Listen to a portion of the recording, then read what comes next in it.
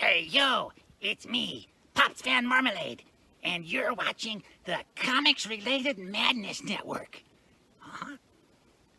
So come get some. CromCon. CromCon.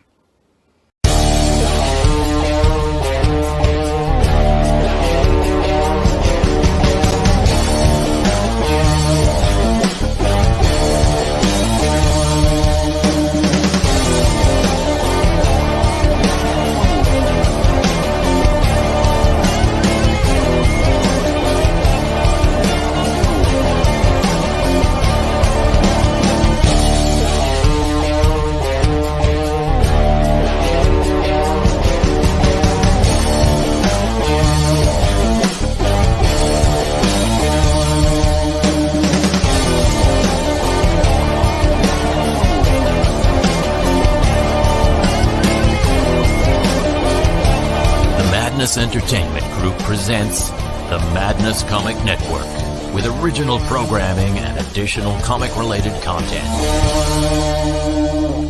Hey, we want to shout out to our sponsors, Daytona Beach Comic Con. If you are a fan of comic books, if you're a fan of comic book conventions, and if you like meeting comic book creators and getting comics and comic-related stuff, then you need to make your plans to attend Daytona Beach Comic Con. This year's show is September 7th and 8th. Silverline will be there, so you should make your plans to be there too. We'll see you there. If you like comics and find yourself in the Orlando, Florida area, doesn't everyone come to Orlando at some point in time to see the House of Mouse? But when you're here, you need to make it a point to visit Coliseum of Comics, especially the one on East Colonial Drive. They carry Silverline Comics, even a limited edition Coliseum of Comics version of our comics. So, when you go, be sure to ask for Silverline Comics and tell them we sent you. OCD stands for Orlando Collector Deviants. OCD, Steve and Trish, they're a family of geeks who promote geek things, particularly those around the Orlando, Florida area. They're big supporters of Silverline, and we think you should be supporters of theirs too. Go give them some love. If you are an independent comic book maker and you need to get your independent comics made, you need to look no further than Kablam Digital Printing. They print our books, and they do a bang-up job. They're not only trusted by Silverline, but many, many independent comic book makers. Head on over to kablam.com and see for yourself just how easy it is to have your comic printed by them. And tell them Silverline sent you. Hi, this is Tim TK, host of That Silverline Show on Tuesday. Join us at 11 p.m. Eastern, 8 p.m. Pacific every Tuesday night as we discuss pop culture and the joys of making comics. Hi, I'm Barb Kilber, co-host of Silverline's Wednesday Wham. Join us each Wednesday nights as we discuss comics, literature, movies, and anything else that may catch our attention. I'm Roland Mann, and I host Silverline's Silver Sunday. Join me every Sunday at 8 p.m. Eastern as we make mine Silverline.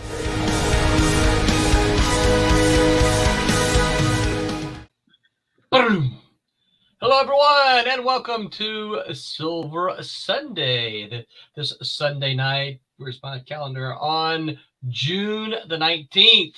Hello, everyone, and welcome. And I am so stoked to see a couple of faces here that we don't normally get to see. So I am excited. Before we get them to have their voices on stream, shout out to our sponsor, Daytona Beach Comic Con. If you like comic books and you are in the Central Florida area, make your plans in September 10th and 11th to come to Daytona Beach Comic Con and see a bunch of indie folks and see Silverline. We're going to be there. There's going to be about Baker's. I think dozen. about 100 people, 100 Silverliners. Yeah, there's a bunch of us. Yeah. Also, shout out to Orlando Collector Deviants. If you are a fan of geeky stuff, you should follow Orlando Collector Deviants. They often will go to shows that you can't make it. And one of the things that I like to see are Steve's walkthroughs. He'll take his GIM and he'll walk through and let you see all the stuff that you're missing because you're not there. If you are in Orlando and you are looking for Silverline Comics, please make your way over to Coliseum of Comics. They're actually in two locations. You can find Silverline Comics on East Colonial, the Coliseum of Comics on East Colonial, and you can find them, we just learned a couple weeks ago, in Claremont. So 2 locations. We're going to work to increase that. I think there are, what, Tommy, about 10 Coliseum stores?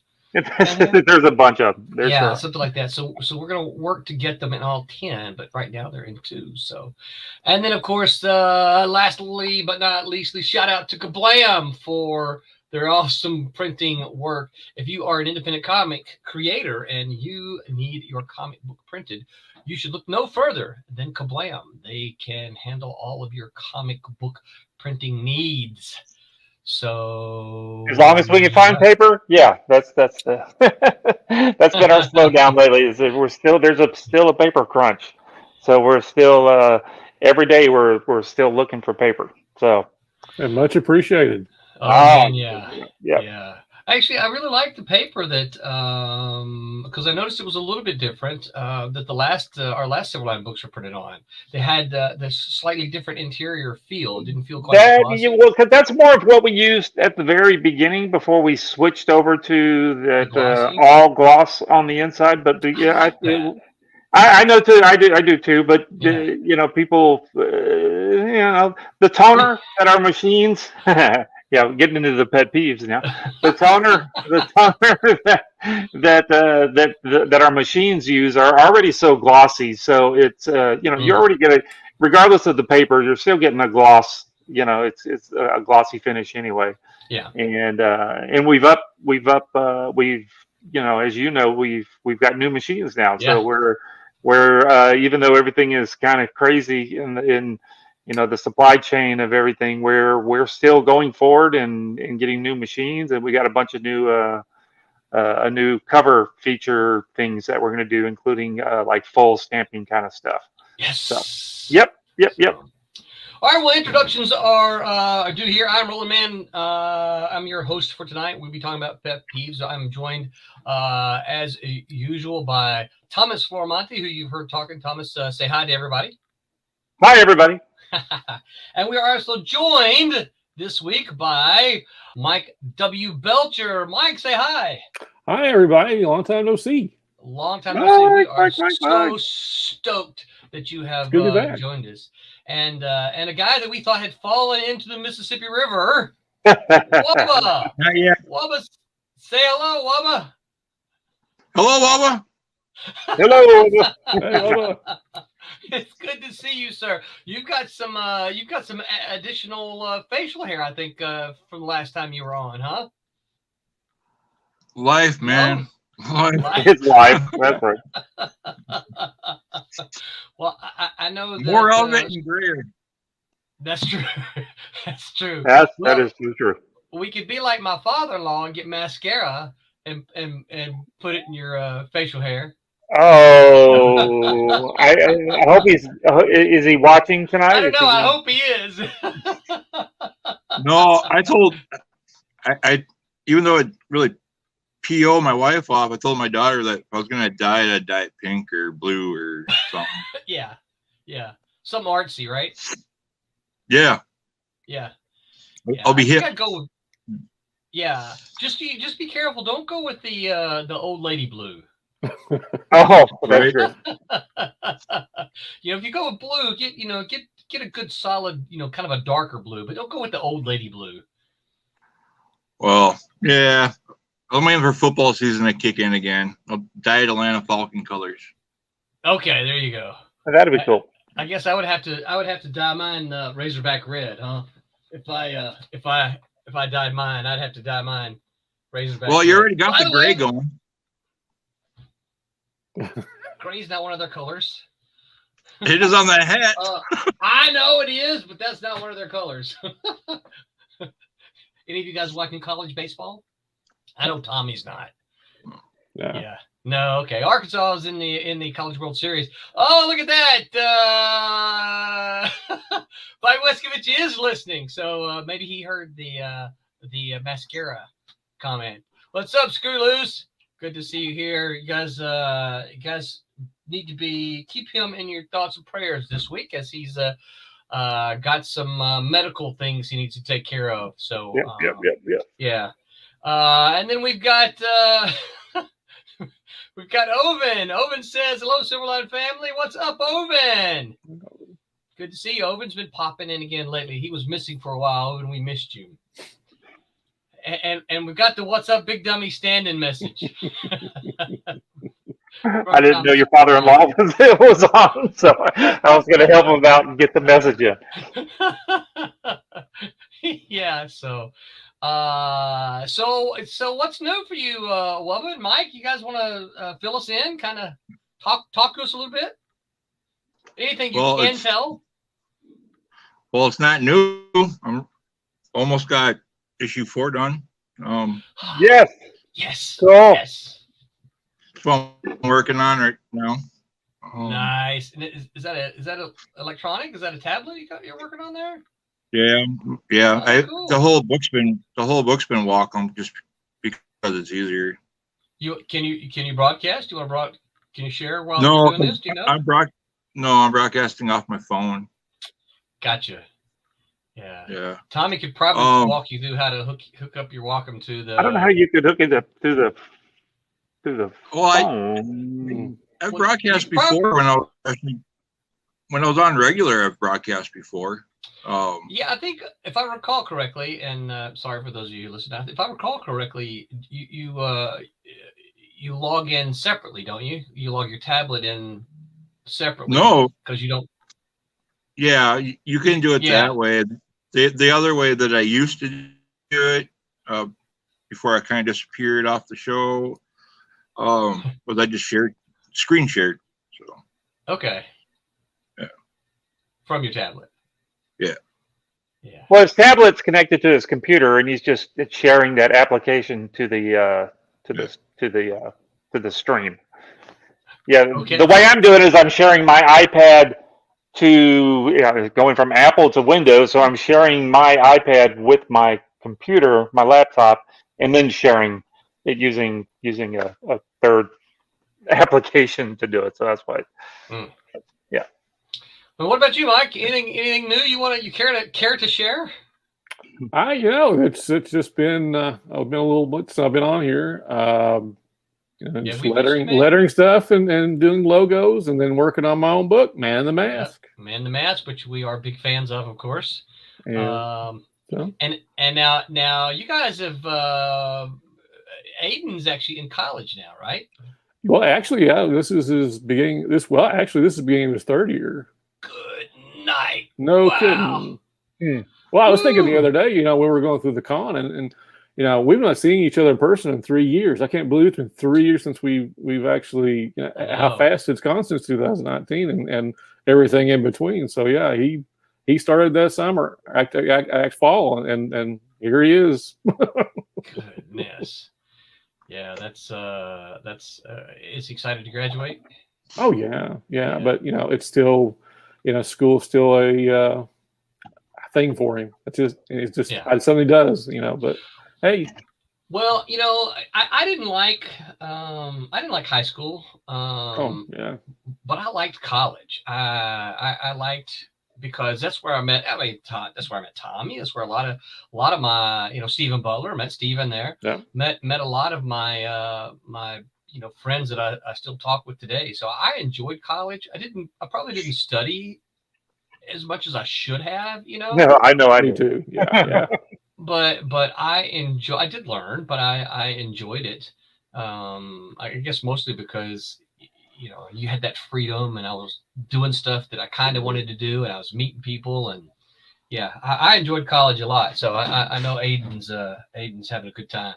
Oh yeah, he's liking the same thing I did when I liked was the flexibility. It was after you go from high school, that rigid schedule and having to be there all day long, and then you can kind of pick and choose when you go, if you go, right, and that kind of thing. Because I was the same way. I enjoyed college. I enjoyed the definitely the change of attention. Yeah. Well, I think to me, one of the things about once you got to college, you got to poke around in college. One of the things I figured out is that there's so much wasted time in high school. Yeah. There's so much, because structures of high school, the parameters of what they've got to do, there's just so much wasted time. And so that's I think is one of the things I liked about college more. That, you know, they didn't, or at least back then, you know, they didn't beat around the bush and like, here's the stuff, let's learn it, let's go, you know. Yeah. So, well, tonight's going to be an interesting subject. We're going to talk about pet peeves of independent comics. Now, you guys know we're Silverline Comics, so we're not going to try to. I mean, obviously, the pet peeves are kind of by default a little negative, but we're not going to call people out. We're not going to say, "Oh, this thing here, this book or this creator, I don't like." But we can talk about the things that they do in independent comics. Because I think there's a lot of that we as both creators and readers, consumers of that can point out. And hopefully, fingers crossed, some of the folks who create independent comics will hear the things that we're saying and take that to mind in their own creations. So pet peeves by default is a little bit negative, but we're trying to just don't call anybody out. That's not what we want to do. We probably could do that, but we're not going to. So anybody want to start? Anybody want to jump in first, or you gonna wait and see what I say? Yeah. Yeah, start us out. Yeah. Okay. All right. So one of my pet peeves in comics in general, and Tommy and I talked about this a little bit. Do we have to talk about independent comics? Well, comics in general, but I see it more in independent comics is when the writer fails. You want me to share a screen, by the way? Yeah, if you will. Okay. Go ahead. Let me get something going. When the writer fails to equip the reader with the information that they want to read. Now, let me give you some hints, and let me also say that part of my teaching job, one of the things I get to do, and this is the fun part of my teaching job, I get to assign students comic books to read. They read comic books weekly.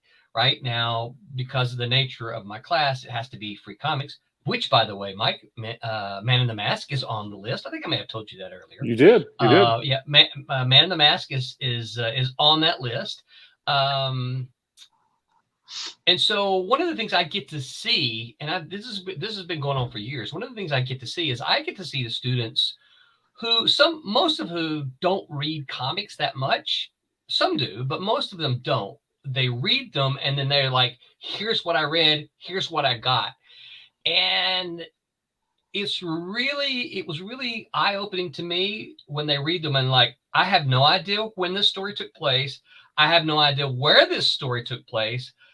I have no idea what this main character's name is, right? It's about a dude that goes through and does this, and they can sometimes, they can tell you kind of the things that happen, but when you realize that the writer did not establish, and this is a thing that as storytellers, we're taught from day one, establish, right? Establish. And it's surprising to me to see so many independent comics not do that. And you're looking at, like, I don't know where this is. I don't know when this is. The art looks good. And you're like, the story might be good if I knew what was going on, but I don't know who these people are. And so I see that a lot. That's a pet peeve of mine. And it's funny because I think I probably knew it, but I didn't really recognize it until I really started seeing students point it out. They're like, "Hey, I don't know, I read this, but I don't know anything about it." And let's see here. Here we go.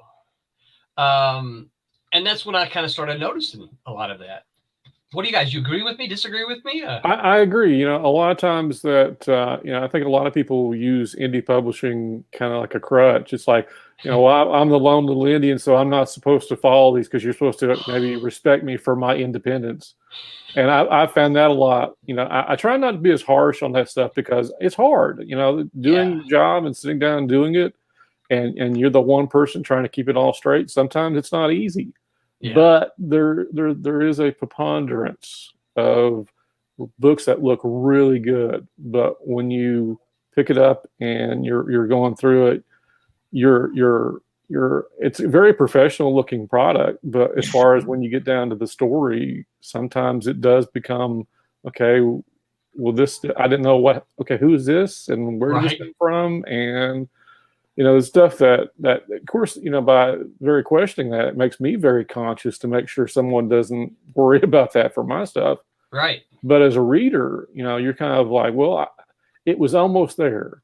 It was there. But again, I find a lot of people when they release their stuff, it's like, well, I'm just the indie guy, but enjoy what I'm doing. Well, you're trying to entertain me, Yes. So I see what you're saying. I think there's something that there's a deal you're making with your reader. You're kind of saying, well, it's my job to convey this stuff that you don't know about, and either I do it visually or I do it within the captions or the dialogue.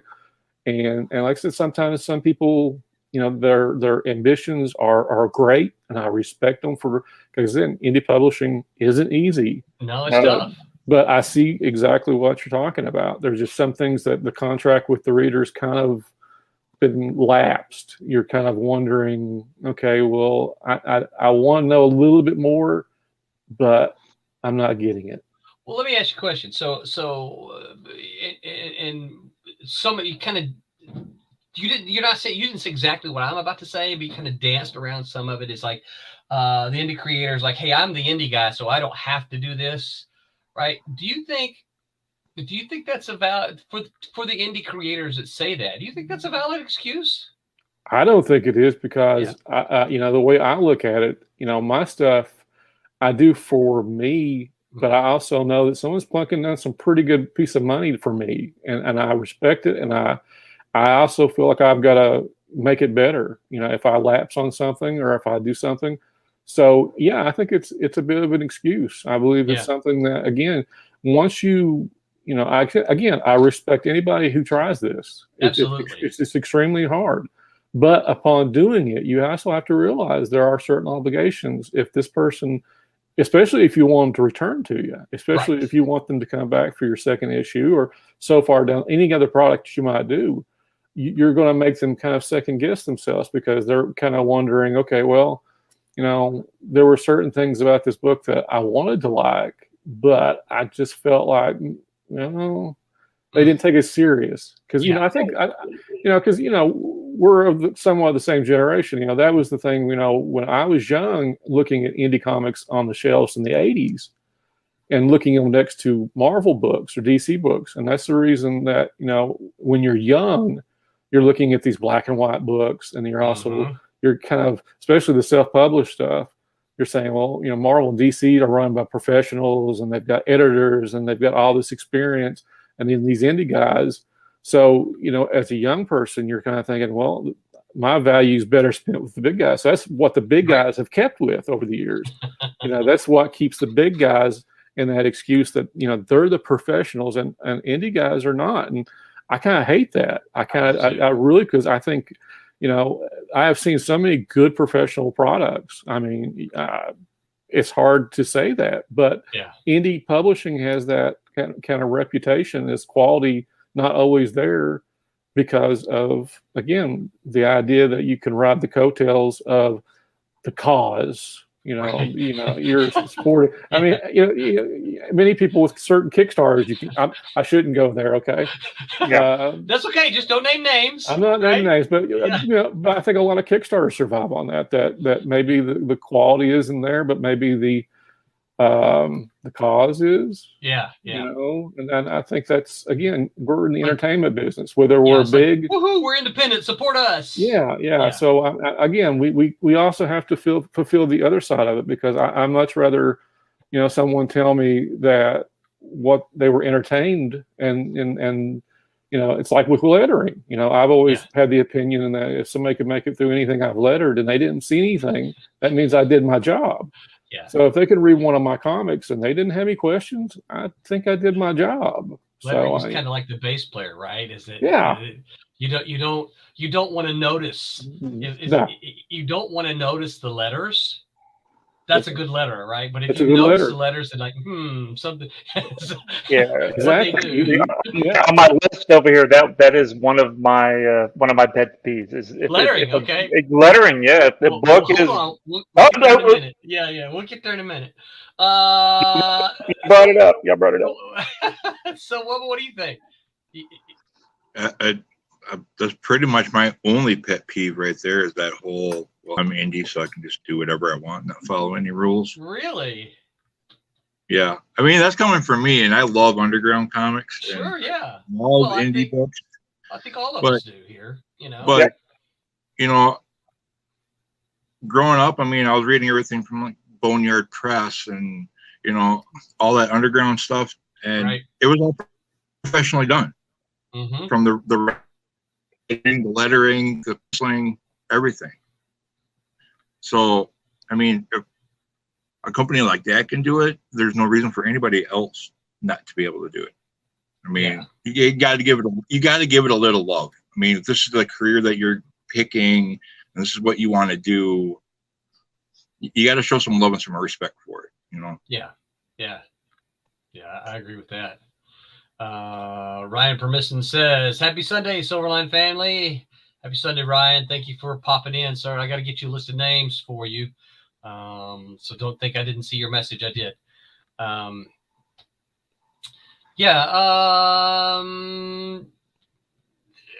Okay, so Tommy, you want to hit the lettering then? No, yeah. When if you get to, I see a lot of books. So, but then, and this is the part of the conversation that I don't want to get too deep into because that's my other business. So I don't want to, So but can we mention that? Are you okay? I mean, we kind of mentioned it at the outset anyway, right? Oh yeah, I'm co-owner of Kablam Digital Printing. So we when see. You see a lot of books. I see a lot of books. Yeah, I see lots and lots and lots and lots and lots of books. And you don't read them all, but you see them. No, at the beginning we tried. Barry, my business partner, we were like, one of the coolest parts about doing Kablam is all the cool books. We're not a comic shop, but for us it was a comic shop because we could just read books, all the time. But when it kind of, if a book's not lettered nicely, even if it's a font or if you pick especially if you pick a bad font and it just looks really bad, it's like I can't read them. It's like oh golly, even if it's it's gotta look, and that goes back to that professional thing that we were talking about a little bit ago. It doesn't have to look like John Workman.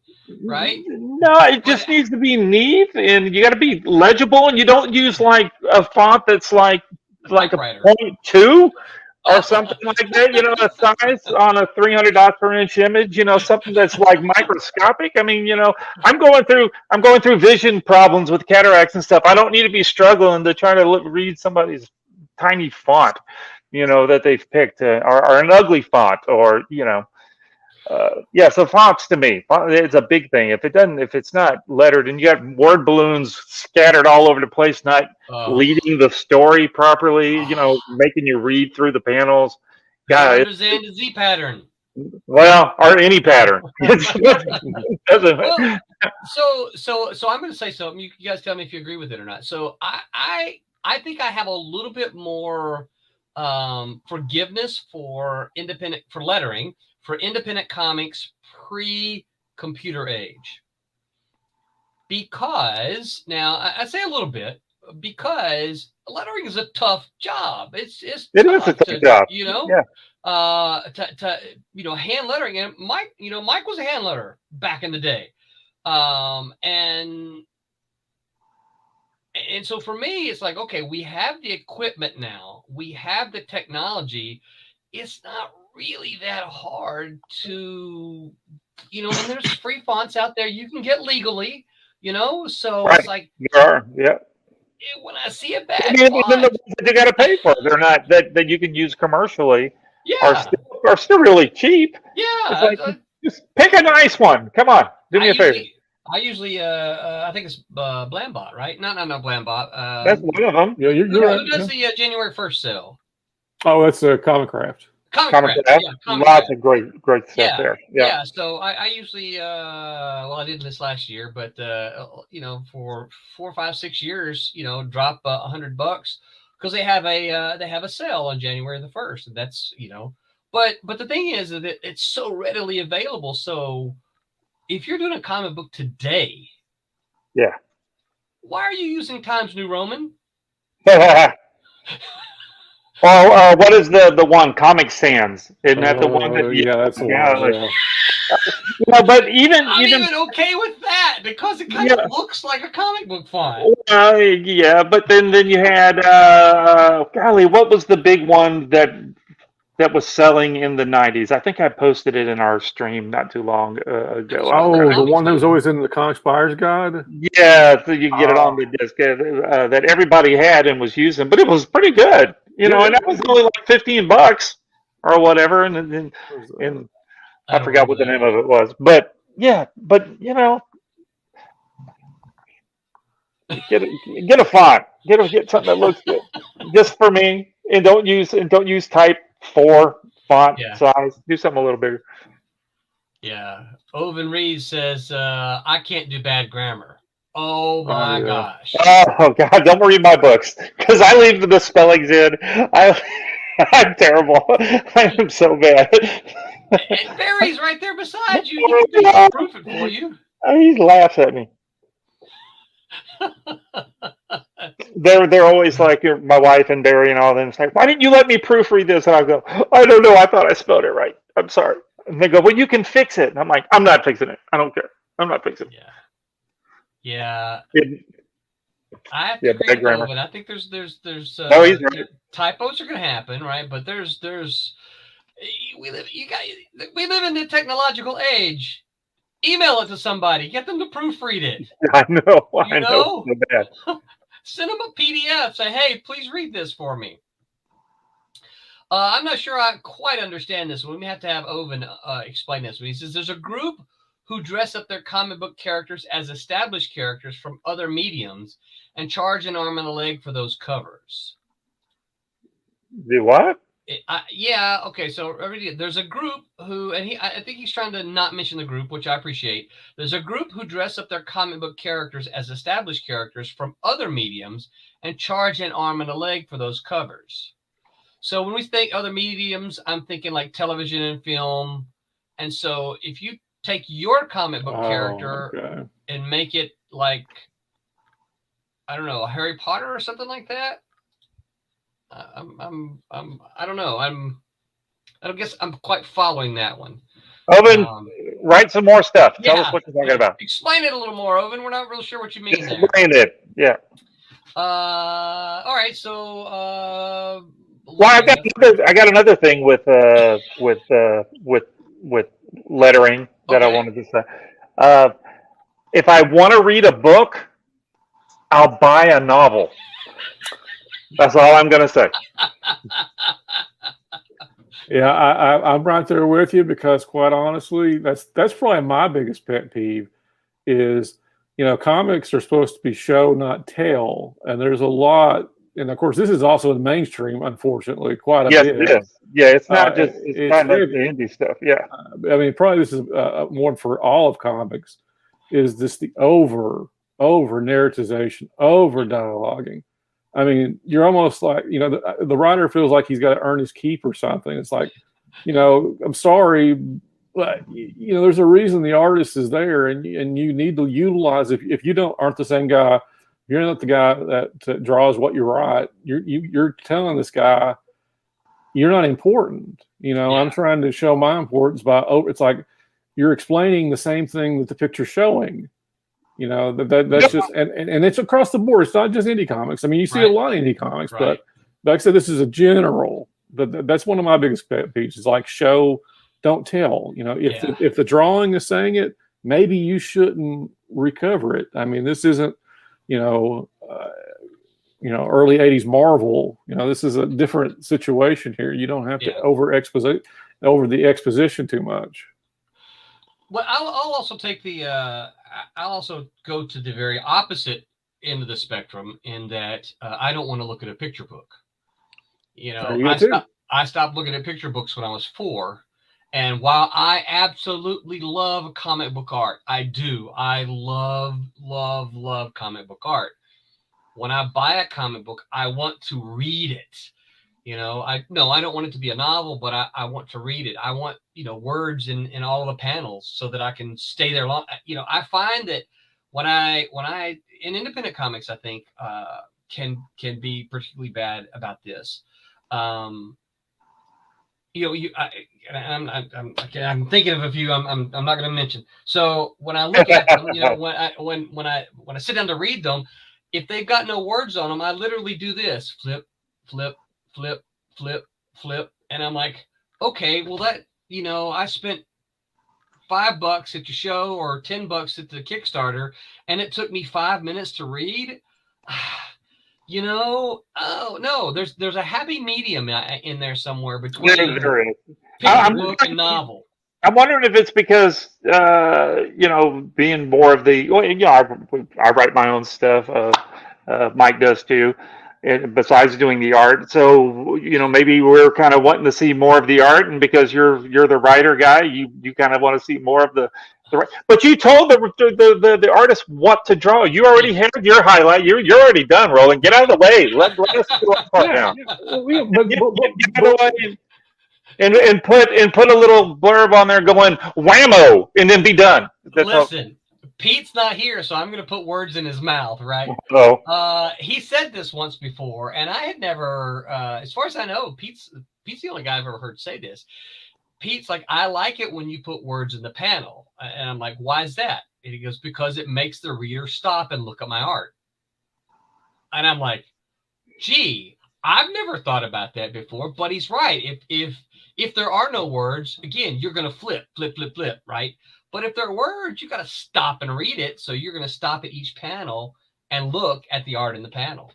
So, I'm guessing if there's too much, when there's I agree. I agree with that. If there's a bunch of people standing around talking, of course there should be talking. But if there's some action going, and then most of the panel is word balloons, and then there's supposed to be a fight going on or some sort of cool something or another, and then it's just talking. Yeah, well, what I was talking about, I was talking about saying, okay, so your character is, jumping over something to save the day.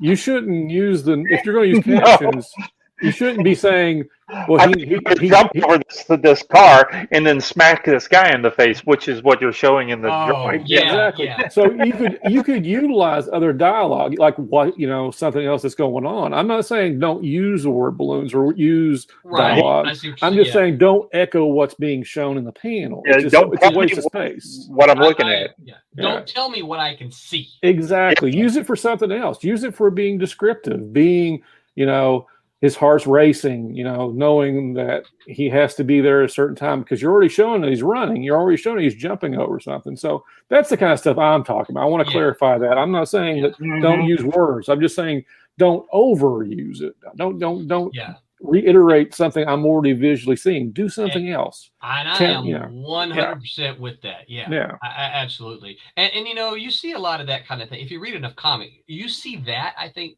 a lot in the 1950s.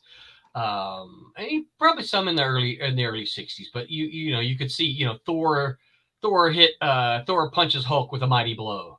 Yeah. Well, I can see that. I can see it. Don't tell me that. Tell me something else. Tell me Thor didn't eat his Wheaties for breakfast that morning. Exactly. Yeah. Something's going on with him. But a lot of that. But there was a lot of Marvel in the '80s. I'm sorry, I remember that there was a lot of that. And Aiden going through my collection now. That's some of his complaints. It's like, okay, I'm seeing the picture. Why are you telling me in the captions what he's doing?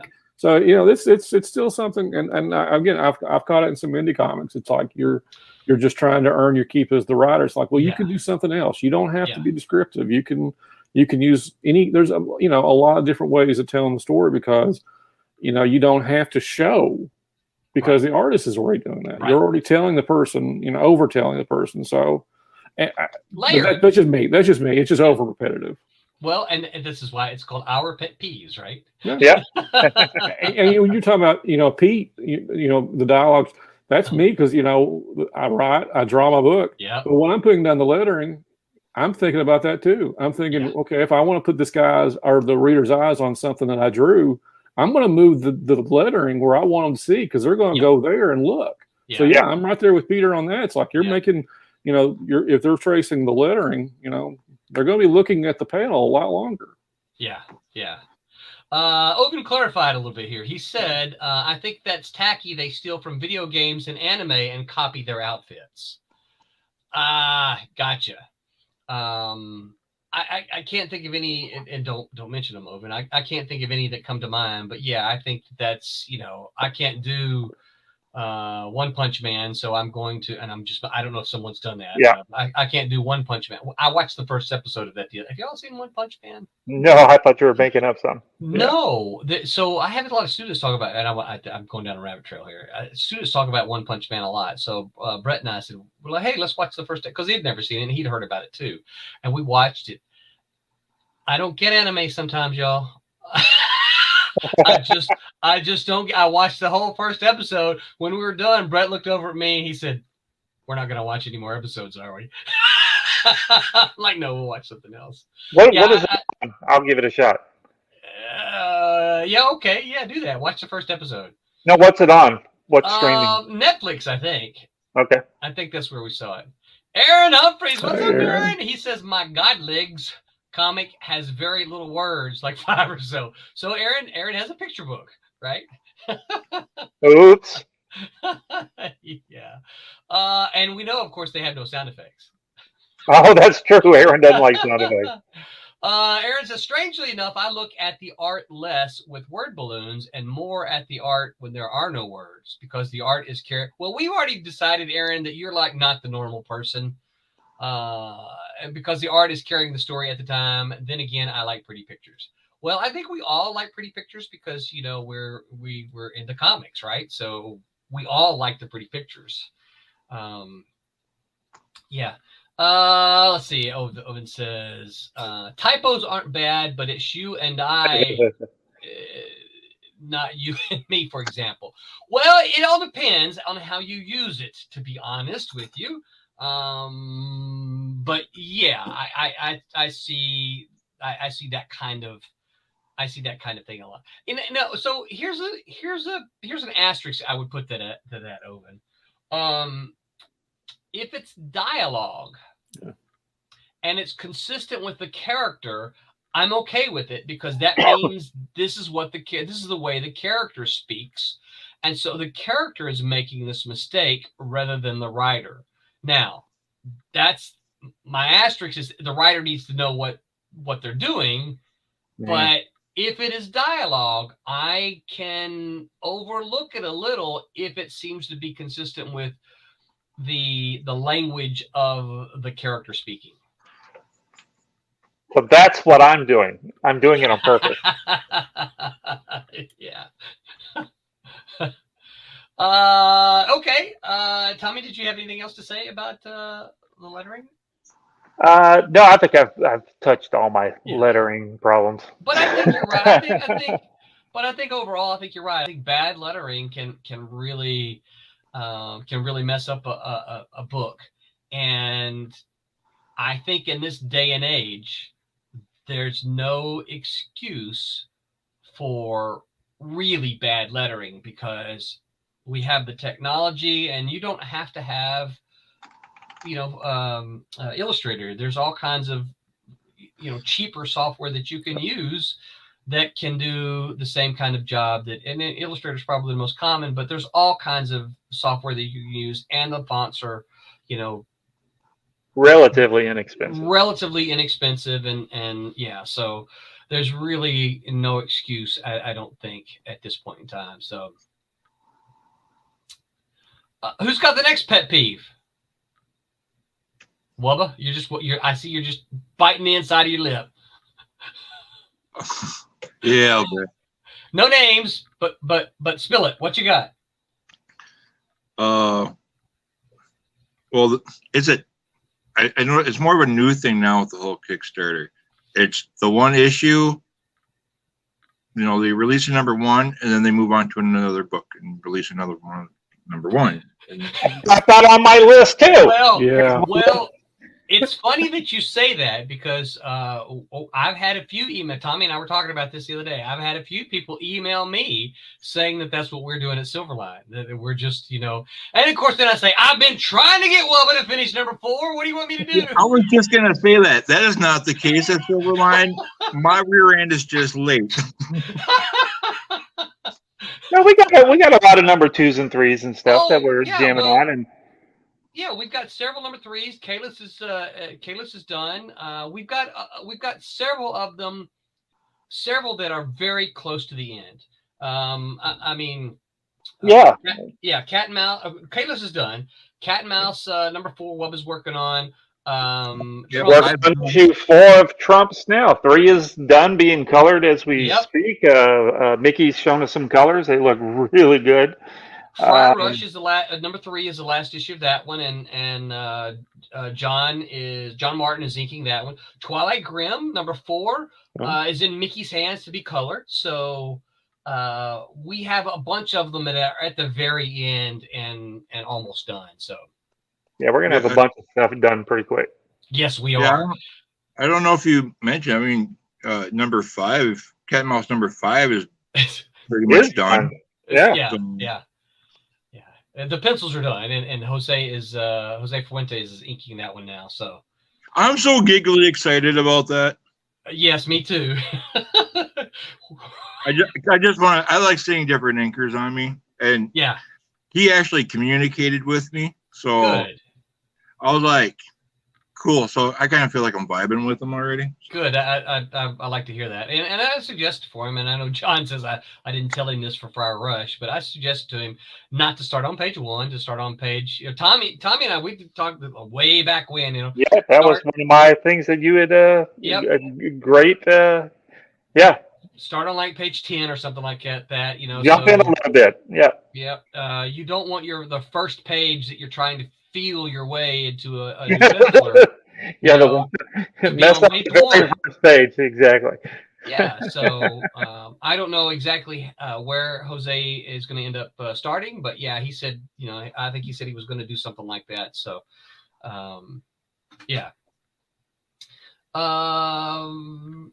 all right, so these companies, these people who do one issue and then you don't see anymore. Yeah, that is so annoying. Yeah. Especially if they actually take the care to actually make it really good. Yeah. And then you actually want a second issue. Yeah. Yeah. There was a company back in the 90s. I won't mention their name. They were notorious for it. They don't exist anymore? They do not exist anymore. You can mention them by name then. Oh, Lightning Comics. Oh yeah. They were notorious for releasing ones and moving on to another book. Mm. I think Bloodfire and Judgment Day were the only 2 books that ran multiple issues, and that was at the very beginning of Lightning. But once they got popular, it was just TNA and number 1. I remember those. Yeah. Well, I know that's one of the reasons that companies like Malibu did a lot of miniseries, is because it was a limited commitment on their part, because they're like, hey, we don't know if this is going to work, so we're going to do a miniseries, and if it works, we can always come back and do another miniseries, or we can go, we can do a maxi series or an ongoing series at that point in time. See, and I appreciate that. I appreciate, 2 issues, 3 issues, or just plain out saying it's a one shot, Yeah. If you know that. Yeah. So, that stuff's cool. Yeah. It's starting to come back into fad now, Kickstarter, with the ones and 300 covers for that one issue. Oh my gosh. Yeah. I just, variant covers are cool. We do the variant covers because we have backers who like that, and I have zero problems with it. But 300, the so many different covers for the one thing at the same. Now I get it if you were gonna like reprint it, like, okay, hey, this was the first run, and now we're gonna do a second run, and we're gonna do another cover. But to release them all at the same time, yeah, that's a pet peeve of mine. But I don't think that's an indie thing, though. I think that's an everybody thing. Yeah. What was it a couple years ago when Marvel released Fantastic Four #1? Did they have something like 100 covers? Let's just go to the Google. I know there was one. I know they did one about states. I can't remember which comic that was. I know they released one for every state in the country. That was 50 covers. Yeah. Yeah. So I can't remember what comic that was, but that's a pretty good scam. I like that idea. Every state gets their own book. Right, yeah, they got their own book, and they can order it. That's a good scam. I remember signing autographs at a local store. I won't mention the store just because. But at a local store when that came out, and and they had, like a lot of stores, they had the racks on the walls. There was an entire rack devoted to nothing one book, but Fantastic Four #1. And of course, me as a creator, I'm looking at it and I'm going like, so many. You could have had so many other books there. You could have, I don't know how many was on a rack, but I'm just going to say 20, right? I'm like, you could have had 19 independent comics there. And that realtor had to buy all those different books for no reason whatsoever. Yeah. It's just like, come on. Yeah, I'm looking forward to see if I can find covers. Well, while you're doing that, Bubba, so what is your the flip side of doing the one book and then not doing issue 2 or whatever? What about those guys that do the one book and they claim that they're working on issue 2 for year after year, and then you see them at a show and they show you some pages from issue 2, and it's like, it's coming, and they just never get it done. What do you think about about those number 2s? The only really experience that I've ever had with that is waiting on a particular image book back in the 90s. Yeah, that's for sure. And with that, always worth it when they actually came out. But it can get annoying. I mean, if it comes out and it looks like crap because they're like, oh, shoot, I got to get this out real quick, yeah, then I get pretty annoyed about it. But if it's late and it comes out and it looks good, I don't know. I forgive them pretty easily. Yeah, Image was of course notorious for that back in the 90s. Yep. Yeah. There's one particular Canadian creator that was way notorious. Yeah. Let's see. I'm trying to think. What year would that have been? 2018, is that right? Yeah. I think that must be 2018. Has it been that long ago? All right, let's see if I can Google it that way. I can't find it. 2018. Let me try the year. 24 comic issues. All right, so next pet peeve. Anybody? No, I think I covered all mine. Well, I've got some. This is not about other people's stuff. I say my list I wrote down was I had it characterized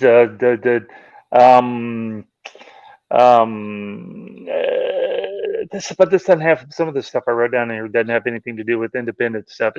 I wrote down, I have pet peeves because you and I have been going to shows for so long. I hate creators that think their poop don't stink.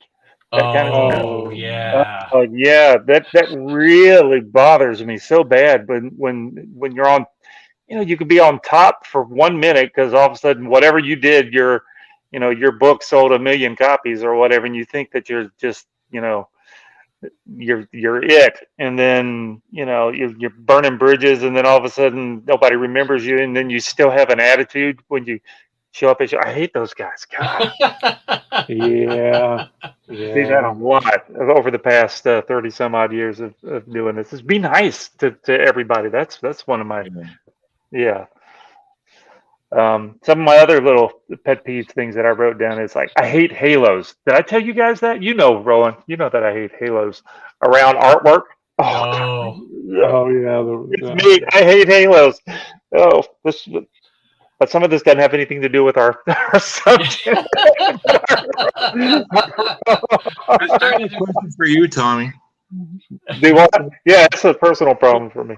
So Tommy, so the whole halo thing. So as a penciler, sometimes I'll drop them in because there needs to be some kind of a separation. So sometimes there does. Sometimes there does. But then when you got like somebody standing in a scene where it's like a starry background and you put this halo around them or whatever, it's like that doesn't need to be there. And it for me, and now this is probably a personal thing, I would think, because I know I've had this argument over the past 30 years with everybody, and some people agree and some people don't agree. I do my best when I'm inking something if these halos are in there and they don't need to be there, and it still has the depth, because as an inker, my job is to build all that depth and stuff, and then and try to make that page pop, and then all of a sudden there's this weird halo. It just all of a sudden my eye goes, where this doesn't work right, and it just bothers me sometimes. But no, sometimes it's got to be there. If you got like I'm not just being silly. You're in a dark room, and then Black Man walks in. Well, you can't see him because he's totally blind. So it's got to have some sort of an effect going on. But just because my arm passes, I've got a dark suit and my arm passes in front of a black background, I don't have to have a big halo on the top and bottoms of the arm. That's kind of silly. So I try not to. I try to make that look right when I'm inking it. My thing with halos when I'm penciling is I think it's leading to a tangent. Then I'll cut a halo. I'll cut a halo in just to avoid the tangent, but I don't have to redraw everything. Oh, tangents! You and John with your tangents. I don't have problems with tangents as some people do. I'm seeing a bunch of them here in this thing that Pete drew and everything, and I'm trying to fix them a little bit, because you don't want well, I don't want to talk about it. I don't want to make Pete mad at me. Well, some of that can be fixed in colors, right? I mean, when you're doing a color book, you just don't want one piece of a line, like my arm here on the sofa. You can't see so much, but if my arm is even with the top part of the sofa, it messes up the depth of the thing behind the sofa. And so you would want to, you should have drawn the arm a little further down, so that way you see the top of the sofa, or I should have drawn the arm on top of the sofa, so it makes it so the sofa looks like it's got a top. So it's those tangent things that are lines that cross over, into other lines that where it messes up your eye. Is that Bubba? A bad tangent will just screw up the whole art experience. Your eye doesn't really have anywhere to rest. No, it's true. Yeah. Okay, so apparently Fantasy 4, sorry, I think I finally found it. Apparently Fantasy 4 #1 had 30 variant covers. So this is the one that had in total over 30. It says over 30 variant. Let's see if I can follow this link now. Over 30 variant covers. Oh, and of course that link doesn't work. So, so that's just that's a little bit much, I think. All right, so tangents. Owen got another comment. He says miniseries are great for casual comic fans. I love them. Yeah, I think so too. I think they're a way, for comic fans to come in and say, hey, you know what? I don't know who this person, this creator, this company is. I'm going to try this out. And, comic book fans like to have it all. We don't like things to be incomplete. Most of us, right? It's like, hey, I want to get this. That's why collecting exists because we want to buy all the issues that we don't have. And so it gives them limited commitment. They're like, hey, I can buy 4 issues, and if I don't like it, well, I only have to buy 4, you know? Yeah. You don't have to buy any of them if you don't like it, but comic fans, that's what we do, right? Well, I bought this one, so I'm gonna buy more. Whoops. Yeah, you already invested some time into buying the. If you're buying an independent book, and it's and you really like it, it's like you're like, please do another one, please do another one. Yeah, and when you don't. All right, so I got another pet peeve for you guys. Uh-oh. Yeah. So recently, I backed to Kickstarter, and the book. So it's one of the most exciting for me. It was one of the books that I've been the most excited about getting, and I'm not even going to mention it. In a long time, I'm like, this looks really good. The artwork looks good. It's a nifty sounding story, a little twist on some things. Right? It's so good. It's a graphic novel, so it's big, and I'm like, all right. And I get it in. And I'm flipping through it. I'm like, well, this looks really good. I'm glad I got it. And I, I don't normally do this, but I looked at the last page, and look, this is a thick graphic novel. Do you know what it said? I guess to be continued. I guess. Yes, to be continued. I'm like, no. Finish this is a thing. graphic novel. I've been waiting on this thing for a year already. Don't be continued, me. Finish the story. Oh my gosh, I was so upset. What, Wubba? What are you laughing at? Because I actually don't mind that stuff. No! Well, because I have my artsy fartsy streaks. I love, Vertigo kind of stuff. So sometimes if it's to be continued, I'm like, yay, more. So. I mean, I don't, if I like it, I don't mind more, but finish. Well, there's more, and then you had the room to finish it. Yeah. Yeah, so I was super excited about it. And the book still, again, flipping through it, the book still looks really good, and I'm excited to read it. But my excitement level has decreased a little bit because I'm almost kind of like, well, maybe I don't want to read it now because I want to wait to see if this creator is going to do any more, because I want the complete story. I want. Well, Rowan, you don't know because you hadn't read it. Maybe the whole book was the story, and then the last 4 or 5 pages, something else happened to continue it. But it did end. Right. Yeah. But now you don't know. Now you're not going to read his book. No, I didn't say I wouldn't. That's a good point. It could be just a setup. Like if they finish the story and then kind of like lead into the next one. It could be. Yep, you're right. But you don't know. You haven't read it. You're never going to read it. Well, it's still sitting on my nightstand, so I haven't moved it from my nightstand to my don't read this pile yet. It's still on my read this pile, right? Okay. He's not reading it. I'm going to read it. I'm going to read it just because you guys said I'm not going to. All right, next week you can tell us if it was an actual continued story or if it just didn't finish. I'll finish moving to Mississippi before he finishes that book. Probably. No.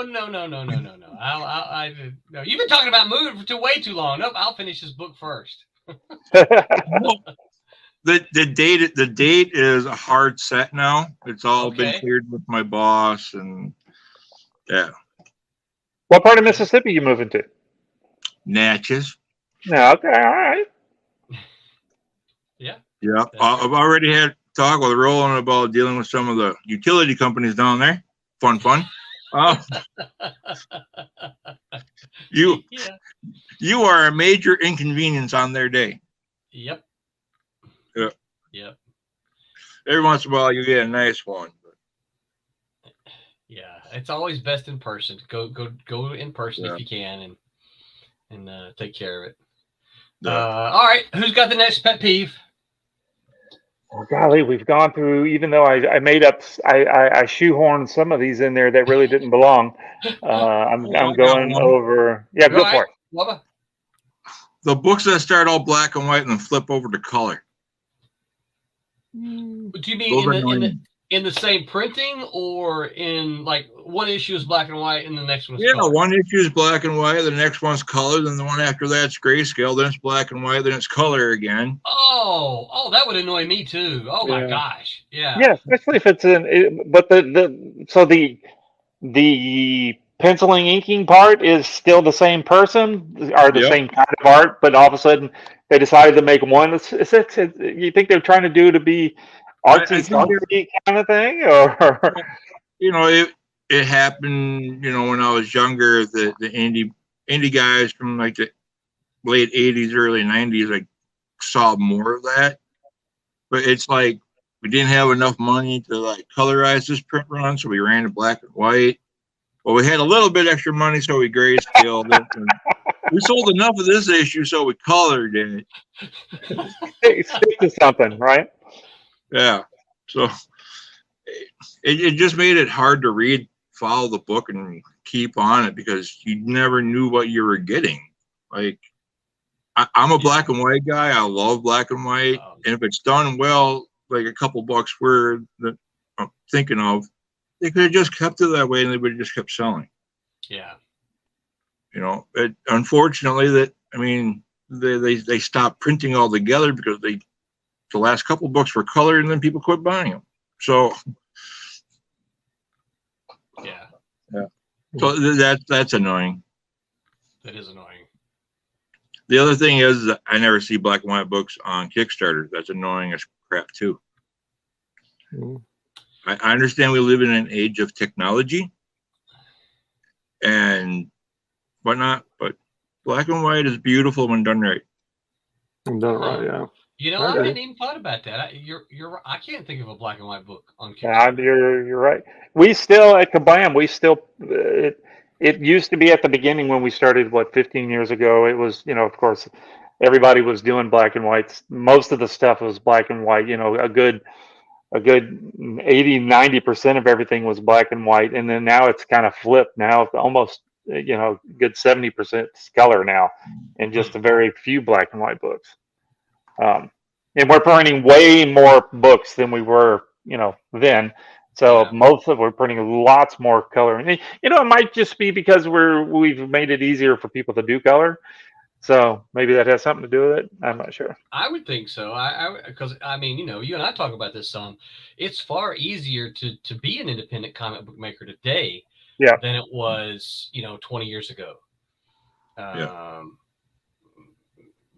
kind of this is 22, so it'd have been 02. I kind of stopped already by 2002. But late 90s and 2000, 2001, you didn't have the print on demand yet. You were still going to traditional printers, and you were still getting, 3,000 copies of your black and white comic that you had to do. So, Mike, all of your books are color, right? Yep, all of them are color. Yeah. See, I know for me it's just a personal thing. Oh, I love black and white art. Dude. Oh yeah, black and white's great. But especially with the paper that Kablam uses, which is that really bright white stuff. Yeah. It really, really makes grayscale black and white books pop. Yeah. Yeah. You get really nice clarity. It's not like the old newsprint from back in the 80s, kind of dinging it up a little bit. But yeah. So that's my thing. I'd like to see more of those come back. That feels indie to me, Yeah. Well, okay, so there's a question. So you say it feels indie to you. Do you think it feels indie to you because it feels cheaper, or? No, it feels indie to me because I'm old. Okay, fair enough. That was. All of us were about all the same age, a little older, some of us. Mm-hmm. But we all grew up. That was our indie books. They were all pretty much all black and white. Even a big company like DH, they were doing black and white books. Concrete. Yeah. Yep. So yeah, to me, I think one of the things that was special about Elementals as an indie book was it was in color. Yeah, you know, it was like, wow, this is an independent book that's in color. You know, to me, it's, you know, when they start out the black and white and then they actually go full time color, not the back and forth stuff, but full time color. To me, that shows that that company is actually growing and they had success with the black and white stuff. Yeah. I know it. My thing's a little nitpicky, but no, it's all good. Yeah. So we could say the same thing about Silverline, right? Because we were all black and white back in the 90s, and now, you know, it's all color. Yep.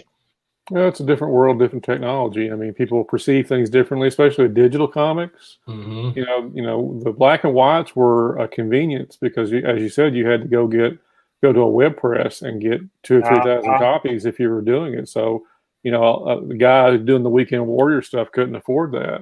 Right. But, you know, in today's world of digital, you know, anybody has access to color. And, you know, again, as much as I love black and white, you know, there's a lot of color work out there that is very fair value that should be done in color. Yeah. But again, it's the sign of the times. It's more of the times than I think than it's anything else, because I think, you know, there were some great guys in the 80s that utilized that black and white to the absolute fullest. They knew what their limitations were, and they knew how to make it look great and competitive. Mm-hmm. But today, you know, it's a different world, and we perceive things differently. And I think color, when it comes to publishing, is kind of a no-brainer because it can be affordable for just every level of publishing. So I think that's the reason you just kind of have the backing away of black and white. I think it's the accessibility. Yeah. One of my all-time favorite black and whites, which I would argue with you today, it still holds up, is Cerebus. Oh yeah. Gerhard and those backgrounds. Oh my gosh. Yeah. Just, I've been on a reread of them here lately. So, and they're still good. They still hold up. Oh yeah. Yeah, I could give you a list of black and whites that still hold up. Cerebus, Concrete still is amazing. Oh yeah. The old Roach Meal. I just discovered Roach Meal. I literally I found it in the cheap box, and I'm like, you know what? I remember this being published, but I never read it. And so I'm like, you know, it's in the cheap box. I'm gonna buy it. I read it. And I'm like, this is really good. Why did I buy this in the 1980s? You know, it's like, what the heck?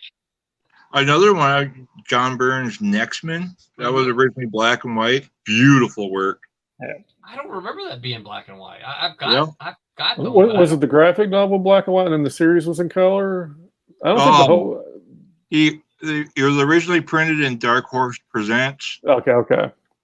And then I think there were the first couple of issues that were black and white, and then he had printed like a graph or like a trade in black and white, and then he brought it back as color. So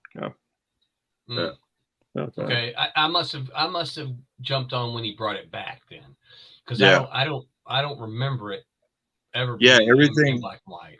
Yeah, everything. Most of those guys at Legend, they're, you know, Miller and Byrne and all, they all debuted their characters in the Dark Horse Present, so they came out black and white. Yeah, that's true. Which that was a huge treat, seeing like Arthur Adams in black and white. And, you know, Magnolia and all those guys. Yeah.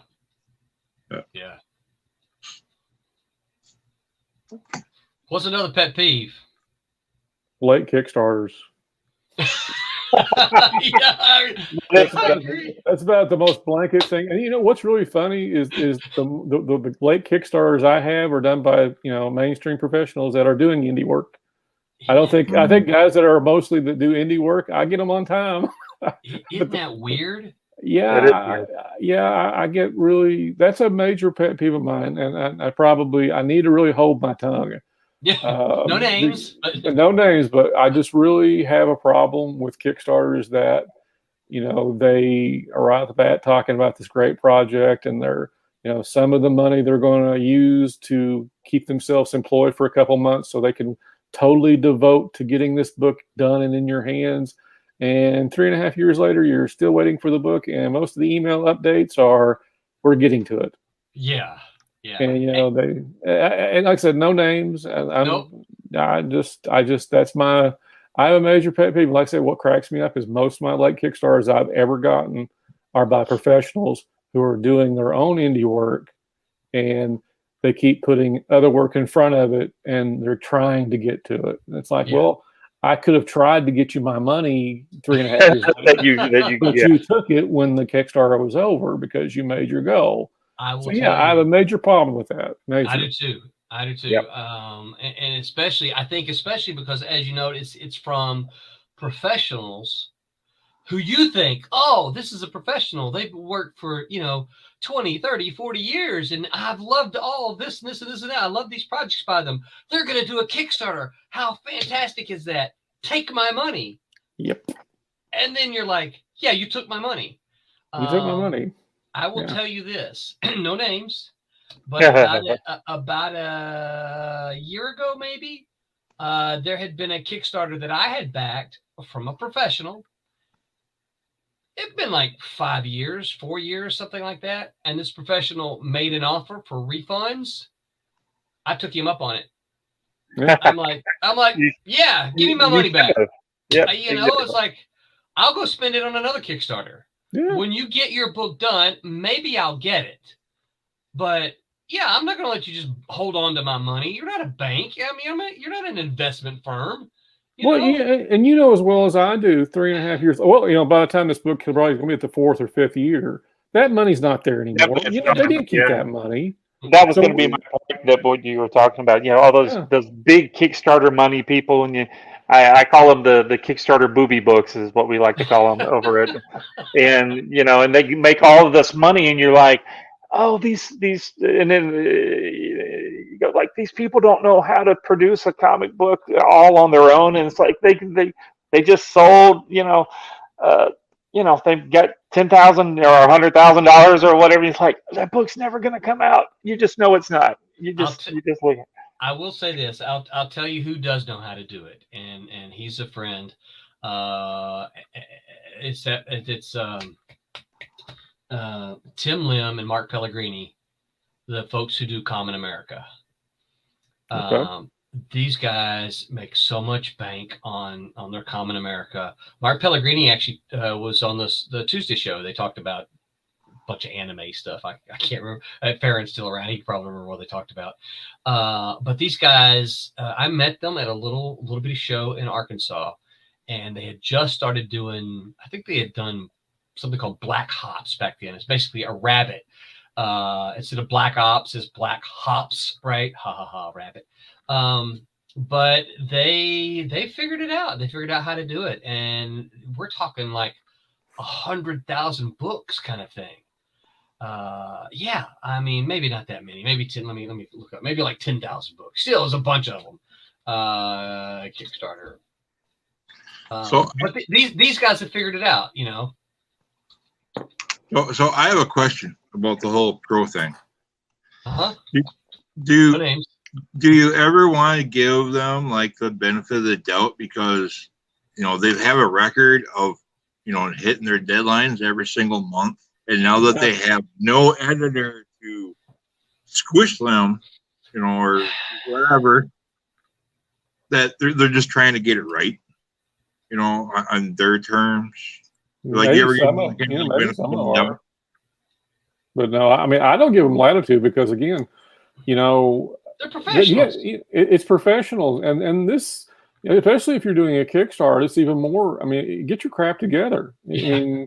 Look at Silverline. I mean, he's been able. You've got the Silverline's been able to fulfill their book. I mean, it's not a hard thing. It's called professionalism. And these guys, they go in and they say, well, we did X book together for 3 years at Marvel, DC, blah, blah, blah. We know how to put a book together, and we know how to keep a deadline. And then they run the Kickstarter, and they're using all this, so-and-so is going to do a cover, and so-and-so is going to do some artwork. And then, hey, we made goal. And then, 2 months later, well, my blank, he got some freelance work, and so he's going to have to do 4 issues of blank.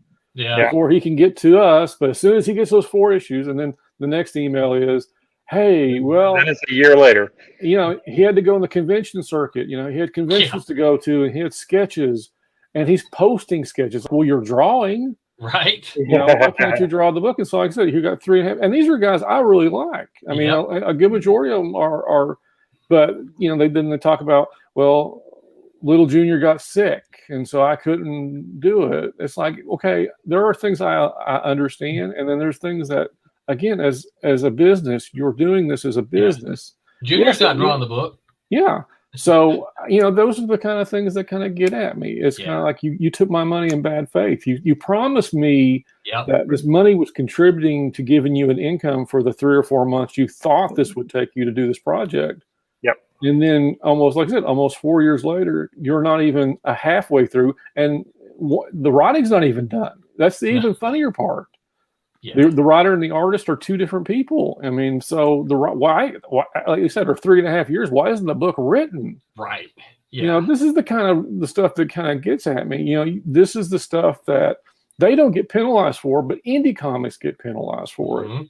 So it's, you know, the peeve, again, when you got someone like you guys, I mean, like us, it's, you know, the books are fulfilled, but is that specter of those late books cast an eye on everybody else who does Kickstarters or Indiegogo's? Yeah. It's bad faith. These guys aren't fulfilling their obligation, but they're hiding behind their professionalism. Yeah.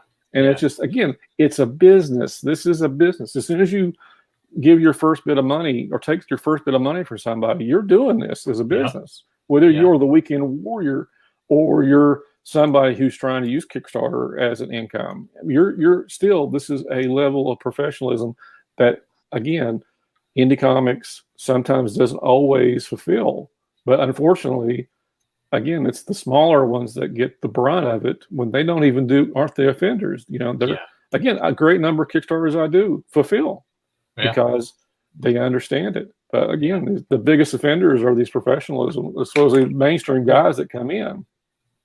Yeah, I mean, I agree with you 100%. I just brought that up because, like, there's one particular pro creator that I've been waiting on for 5, almost 6 years. And on one side, I'm like, I really want that book. I know it's going to look good. Yeah. Yeah. That's the trade-off. Yeah. Yeah. You know, so. But I think what for me the problem is, and I think that this is one of the things that hurts us, is that when those pro creators bring in people who don't normally back Kickstarters, you think, oh, this is a great opportunity for them to bring in a new audience to crowdfunders, right? Like, you know, hey, they're bringing their fans in, and their fans are like, hey, look at this Kickstarter thing. This is pretty cool. I can get comics on Kickstarter, and they can flip through and see all the stuff. But then they're like, I'm going to wait and see because I really like this pro creator. I'm going to wait and get this book, but then I might try some of these other stuff out. Right. Yeah. And then they never get their book. So then they're looking at, you know, like you said, people like Silverline. They're, well, I never heard of them. The book looks kind of cool. These books look kind of cool, but I'm still waiting on you know, book from you know, pro creator. So I'm just gonna wait, because if the pro creator couldn't deliver, why are these guys going to be able to? How are these guys going to be able to do it if this pro can't do it? How are they going to be able to do it? Yeah, I mean, like I said, it trickles down. Everything, it affects everybody. Yeah. Yeah. Common America, guys. Common America, they had 3,432 backers on their last one, $153,000. They've got one that's live now. They've got, I don't know how long it's been live, but it's got another 48 days. They run long Kickstarters. It's got 48 days to go, and they've got 1,500 backers already and $76,000. Yeah, the thing about it is, though, these guys know how to deliver. They figured it out. I don't know if they had bumps early in the road. I don't know. But they figured it out. They figured out how to get it done. And now, you know, they kind of got it. Like Brian Pulido, right? Yeah, Pulido, yeah. Pulido does it, you know. I think Pulido does, about 4 a year, something like that, one every quarter. And dude, he's got it figured out. You know, he's got it figured out. And so, my question sometimes is like, okay, pro-creator, why don't you go ask Brian Pulido what he did? Right? Clearly, he's got it figured out. And Brian, these guys, they got to know who Brian Pulido is, because it's not, if you're a pro-creator, you had to have been living under a rock the last 30 years you were a creator to not know who you might not know him personally, but to not know who Brian Pulido is, or Jimmy or Palmiotti or somebody, go ask somebody like that who's delivered, So yeah, it's that was a good one, Mike. That's one of my pet peeves too. I feel so cleansed right now. I just had to get that out. You made a lot of people mad, but you needed to say. Yeah. Well,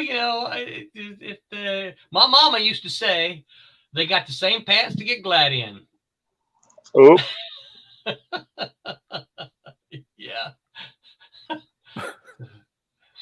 Yeah, I don't know where that saying came from. My mama's the only guy I know.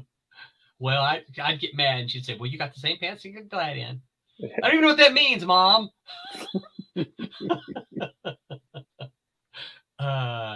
Other pet peeves. Anything about printing at all? Well, I'm not going to try to get into trouble. People, I don't want to get you in trouble. People that don't follow simple instructions. That's all I'm going to say. Oh, that's like the whole world, isn't it? Yeah, I know. Oh, golly, we were talking this week in the office. It was 2 or 3. I've always got. Oh, golly, you're going to get me in trouble. Don't mention names. I'm not mentioning any names, but just the fact that I'm saying it is going to get me in trouble. They're probably not watching, but just when a thing that keeps happening over and over, day in and day out, over at the office, is you ask for somebody's printing, they're sending their pages over, right? And you go, hey, I got your pages. I'm missing the inside back cover in page 24. Say it's a 24-page book, right? And you go, I'm missing page 24 in the inside back cover. And they write back, well, I sent you the front cover. And you're like, are you not even reading? We get that all day long. You guys don't understand. We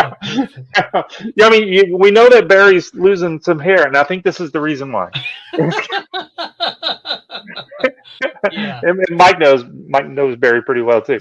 But it's like, just answering simple, or you ask for one thing and they just won't. They go, well, I sent you page 23, and I asked for page 24. 24 inside back cover. And they go, well, does it need to be the same size as the rest of the book? And I'm like, well, of course it does, but you still didn't send page 24 for the inside back cover. And you got we see, you're going to get me in trouble. We'll have no names.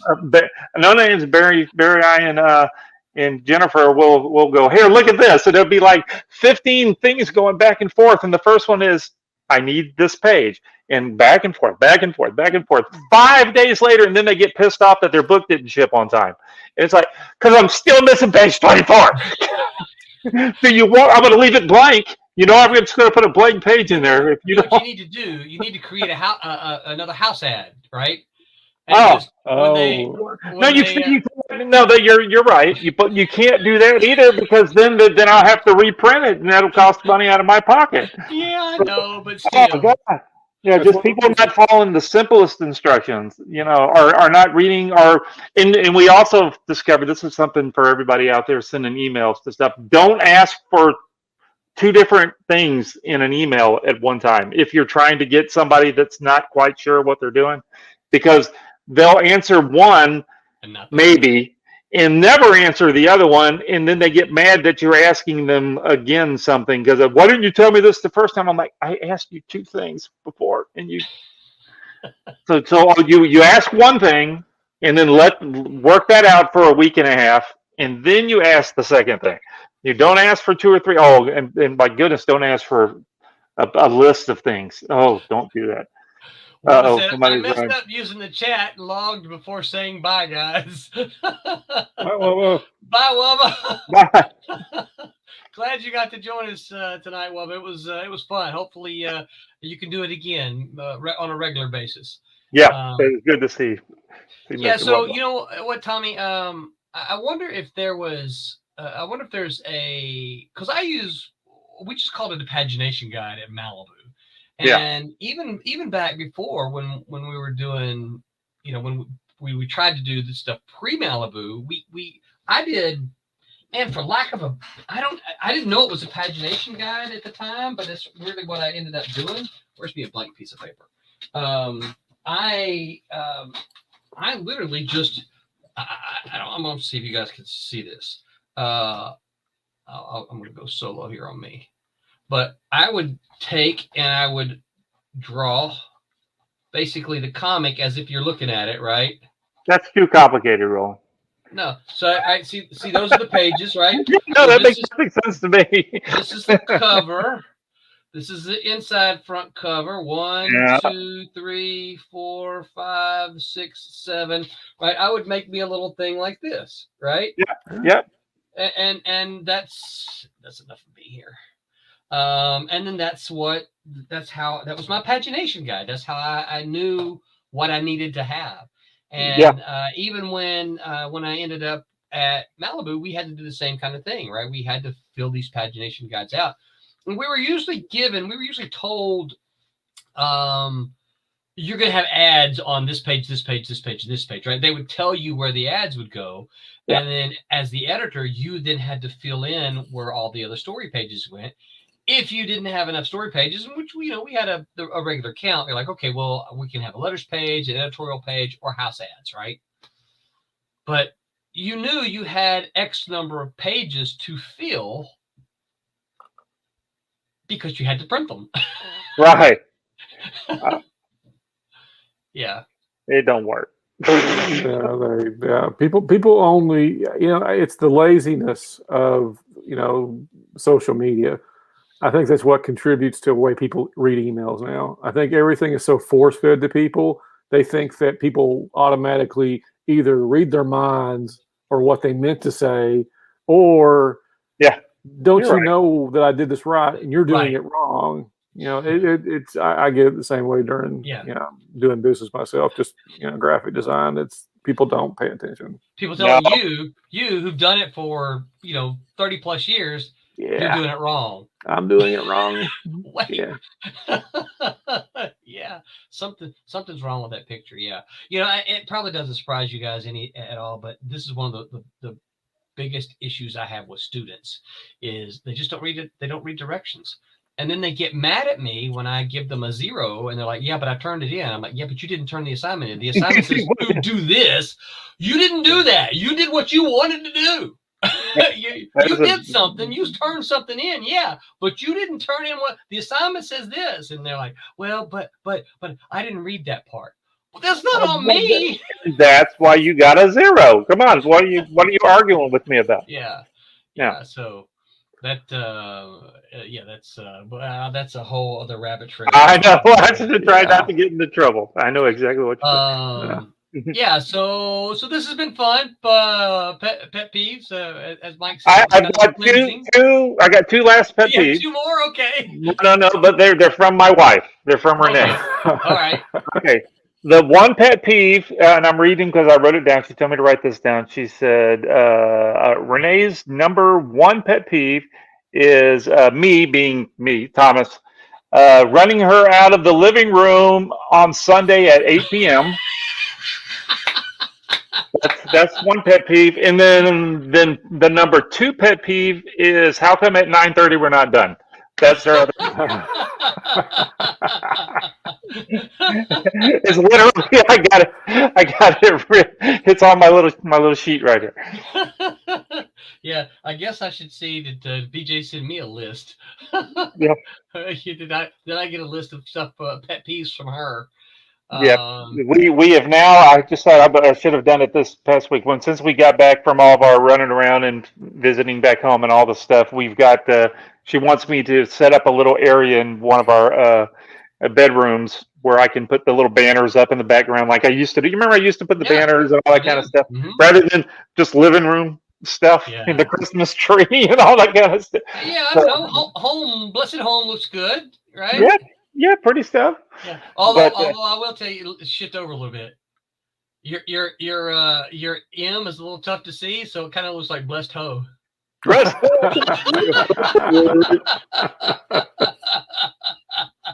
I mean, that's the way it's supposed to be. Sorry. I'm really going to get in trouble with Renee now.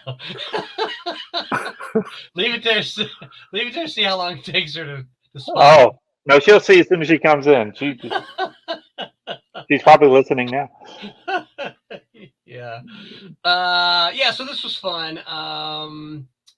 Talking about pet peeves. So, Mike, it was so good. It was, man. Thank you. Definitely. I will return. Good. I will return.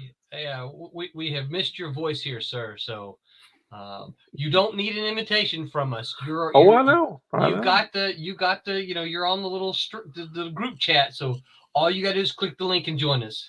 And I will be doing that a lot more regularly. Good. If I settle down, I think I can do it. So that's good to hear. Here. Thumbs up. Thumbs up. Do let Carrie know that we appreciate her sharing your time, her time with us. I will definitely pass. I think they were tired of me today being Father's Day. I think they were just like, okay, you can leave the room now. Give us the TV now. Happy Father's Day, everybody. Happy Father's Day. Happy Father's Day, everyone. Yeah. One of those, if you'll just go, we don't have to wait on you anymore, right? Yeah. So, okay. Well, everybody, thank you so much for tuning in tonight. Let me see here. As always, we want to remember our sponsor, Daytona Beach Comic Con. You guys make your plans in September. Shout out to Orlando Collector Deviants. Big love to Coliseum of Comics. If you are in Orlando and you need Silverline Comics, go by them. Tell them we sent you specifically. Go to Claremont and go to East Colonial. Ask for the Silverline Comics. They've got some good ones there. And then of course Kablam. If you need your comic printed, the number one comic book printing company in the world. Awesome. Let's see here. We're trying. 21st. So you guys tune in on Tuesday for that Silverline show on Tuesday, where these guys are going to be talking about achieving an aesthetic identity. Oh, boy. Tim and the crew will be talking about that. And then the Wednesday Whammers will be here Wednesday, and they're going to be talking about giant monster mayhem. We will be back next week, and we're going to questions from Pod Deck. Yeah, we're going to be a little. We're silly normally, but we'll be even more silly next week. Random questions from the Pod Deck, so that's going to be a lot of fun as we get random questions. Mike, tell people where they can find you on the interwebs. You can find me on Twitter, Facebook, and Instagram with Mike W. Belcher. And you can go to my web space, amkcomics.com, to find out all kinds of stuff about Man in the Mask. And I think that's about it. Which you should go read. And Mike, you've got some free samples, right? I keep stuff on. I don't know if I want to spend money on you. You got some free samples they can read. Yeah, excellent. There you go. Try it out. Tommy, where can folks find you on the interwebs? Just go to infernostudios.com. There's some links and stuff there. That's my personal website, but you can just type in Florimonte, Florimonte. I've got to spell it because you always get it wrong. So not you, but I meant them, everybody, right. Not you guys, the other guys. And so. Sometimes you. Yeah, sometimes I do. Sorry. And you can find me on all the socials, Roland Man. Sometimes it's Man Roland. Just look for my caricature. It looks just like my face here. And oh no, I don't have a wristband. Oh no, thank God, Tommy, you're gonna help me out here. Remember to make my Silverline. Good night, everyone. Hi, my name is Sergio Cariello, and make mine Silverline.